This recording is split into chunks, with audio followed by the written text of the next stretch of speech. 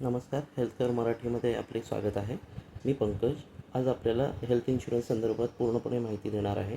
अगदी प्राथमिक ते टेक्निकल गोष्टी या सगळ्या गोष्टींबद्दल आपल्याला माहिती देत आहे. येणाऱ्या पुढील व्हिडिओजमध्ये तुम्हाला खालीलप्रमाणे माहिती मिळणार आहे. सर्वप्रथम हेल्थ इन्शुरन्स म्हणजे काय, त्यानंतर आपल्याला हेल्थ इन्शुरन्स पॉलिसी खरेदी करताना कुठल्या गोष्टी बघणं गरजेचं आहे, आपल्या परिवाराच्या दृष्टीने आपल्याला हेल्थ इन्शुरन्स किती लाखांचा असला पाहिजे,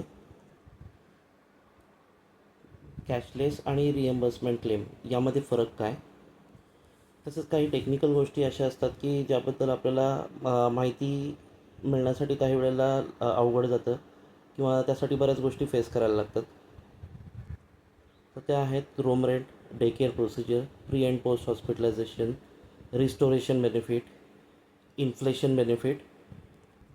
प्रत्येक पॉलिसीमध्ये काही पॉलिसींमध्ये सब लिमिट प्रकार असतो, काहीमध्ये नसतो. तर त्या सब लिमिटमध्ये स्पेसिफिक डिसीजसाठी किंवा स्पेसिफिक आजारासाठी अथवा कुठल्या शस्त्रक्रियेसाठी सब लिमिट असते. तर ते सब लिमिट काय आहे, किती आहे. वेटिंग पिरियड हे 3 प्रकारचे असतात. Initial waiting period, pre existing disease waiting period आणि स्पेसिफिक डिसीज वेटिंग पिरियड. त्याप्रमाणेच को पेमेंट हा एक ऑप्शन असतो आणि बोनस. तर या सर्वाची आपल्याला माहिती देण्यात येणार आहे. माझे इथून पुढे जे काही व्हिडिओज अपलोड होतील यूट्यूबवरती, तर त्या संदर्भात या सगळ्या गोष्टींसंदर्भात ते व्हिडिओज अपलोड करण्यात येतील. हा व्हिडिओ आपल्याला आवडला असेल तर लाईक करा.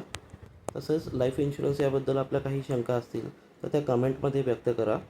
आणि असेच उपयुक्त माहिती हेल्थ इन्शुरन्स संदर्भात उपयुक्त व्हिडिओज आपल्याला बघायला मिळतील. त्यासाठी हेल्थकेअर मराठी पेजला सबस्क्राईब करा. धन्यवाद.